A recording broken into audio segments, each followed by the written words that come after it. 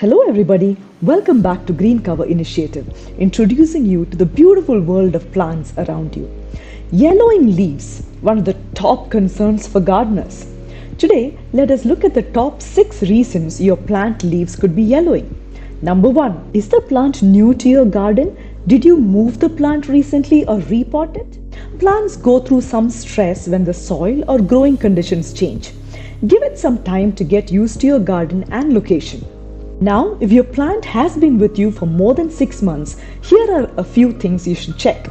Number 2, check for brown burn marks or see if the edges of the leaves are browning or curling. The reason is too much sun. Move the plant to semi-shade and watch the new leaves to see if they still have the problem. Reason number 3, now check the leaves very closely. Are there holes, marks or pest infestations?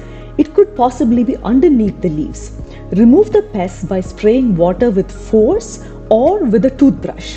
Spray neem oil once a week after that for about a month until the infestation is fully cleared.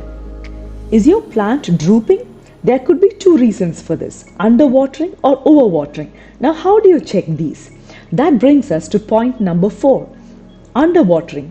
Check that the soil is dry to touch and give the plant a good soaking.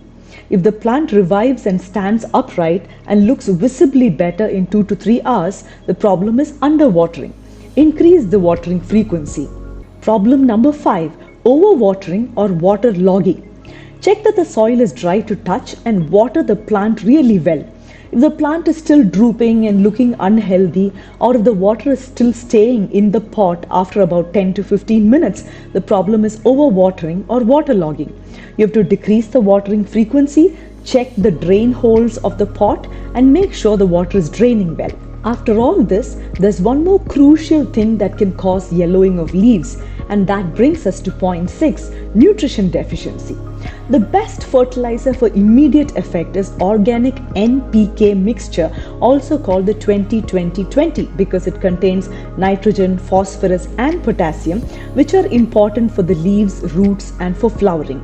Now this is NPK granules that you can get from nurseries or from online. Add half a teaspoon to 1 liter of water, and here I'm also adding Epsom salt, which is magnesium sulfate, to take care of any magnesium deficiency. Just add 1/4 teaspoon or 2 pinches to it. That should take care of most of your plant problems. Mix it well and spray on the leaves or pour a little away from the stem. Repeat once every 2 weeks. Hope your plants grow and thrive and bloom well. Happy gardening to you.